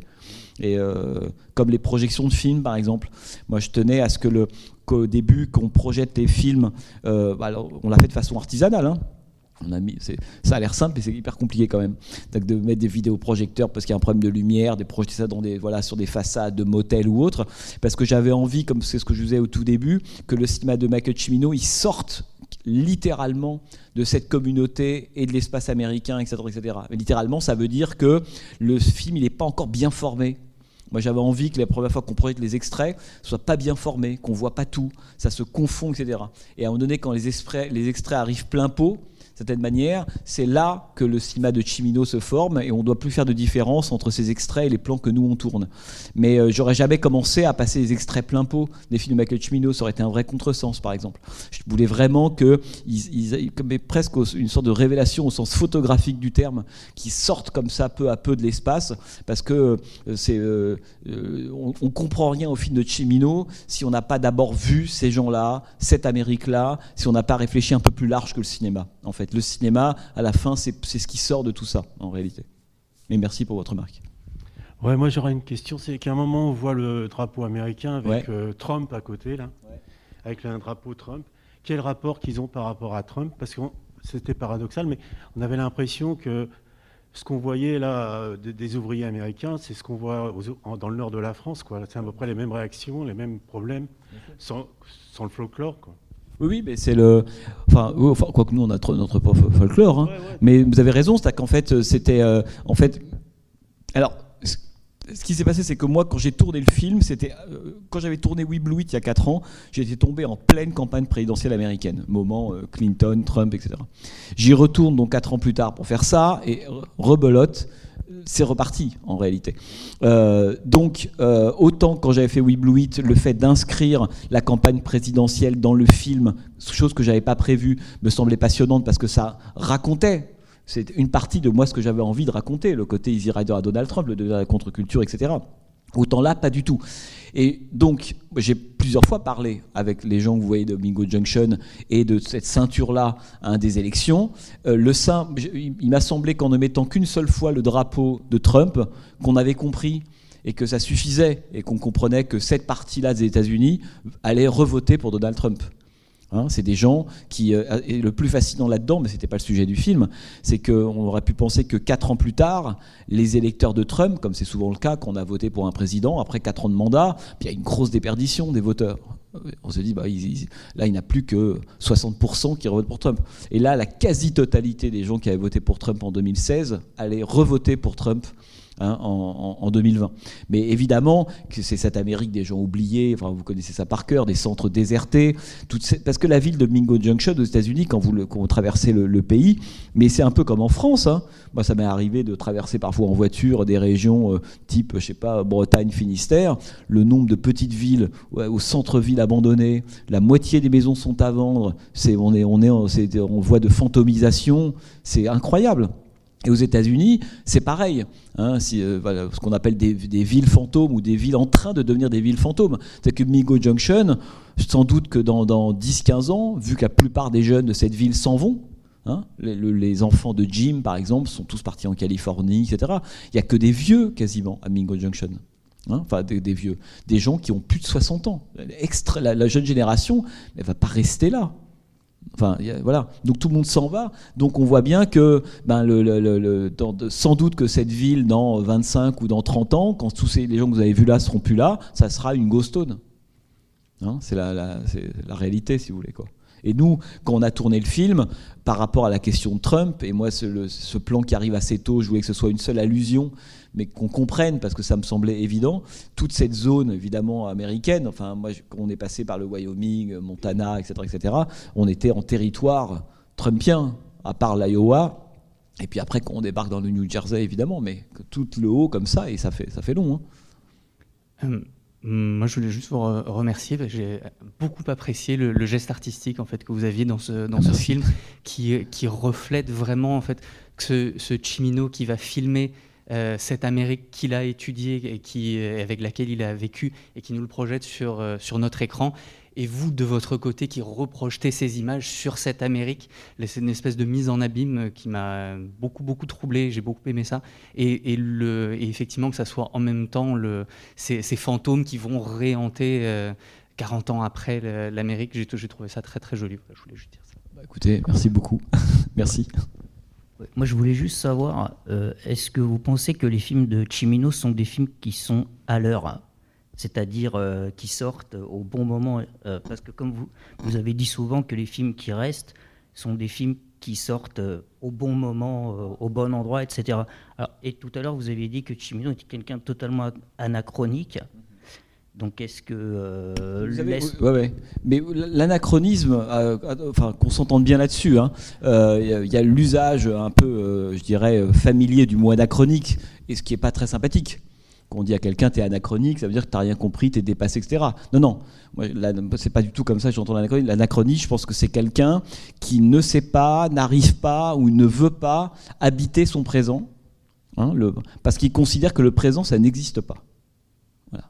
Donc l'anachronique, il peut être très en avance ou très en retard. C'est presque, sans chercher des mots jargonneux ni rien, mais c'est une sorte de position ontologique qu'on a dans le monde. Je veux dire, il y a des gens... Moi, je suis un anachronique, par exemple. Je connais plein de gens d'anachroniques. Et puis, il y a des gens, on a le sentiment, qui sont dans l'écume du présent. Ils adorent tout ce qui se fait. Ils sont dedans, quoi. Moi, je suis un vrai anachronique. Et je pense que plein de gens parmi vous comprennent ce que je veux dire. La question du « à l'heure », j'ai dû parfois en parler ici, qui vient dans l'histoire de la critique de cinéma d'un très célèbre texte de Serge Danet, lorsqu'il écrit sur Bourbotte et le truand de Léon, quand ça repasse à la télé. Et il fait je ne sais pas si vous vous souvenez, c'est que quand les films de Léon, de Melville, de Zourlini, de Peckinpah, etc. sortent en temps réel, on pourrait dire, Danet n'aime pas beaucoup les films. Tout ce qu'il appellera le courant maniériste, il ne comprend pas beaucoup, ça ne l'intéresse pas, il ne voit pas très bien l'intérêt de ces films qui, dit-il, en fait, mettent en évidence la machine rutilante du cinéma, et alors, à quoi ça sert ? Et puis le temps va passer, tous ces films vont repasser à la télévision, et Danet va faire pour certains d'entre eux son grand mea culpa. Et il va dire, mais j'ai raté Melville, Jean-Pierre, j'ai raté Valerio Zourlini, un des plus grands cinéastes, j'ai raté Peckinpah, et j'ai raté Sergio Leone. Ça veut dire que j'ai raté, c'est-à-dire que j'ai pas compris la puissance de ces films, etc. Et parlant de Bois-en-Beauté le Truand, qui est un vrai film sur l'enfance, hein. Bois-en-Beauté le Truand, c'est un film d'adulte, enfin fait sur des adultes, mais qui se comportent comme des enfants. C'est un film très très beau. Bref. Et Danet dit la puissance du cinéma de Bois-en-Beauté le Truand, à partir d'un exemple très précis, je ne sais pas si vous vous souvenez, c'est qu'au début, ils vont tous, le trésor se trouve dans un petit cimetière, hein, qu'on va chercher, ça île, bon. Et au début, c'est un argument de genre, c'est-à-dire où le trésor se trouve dans le cimetière de cette ville-là, etc.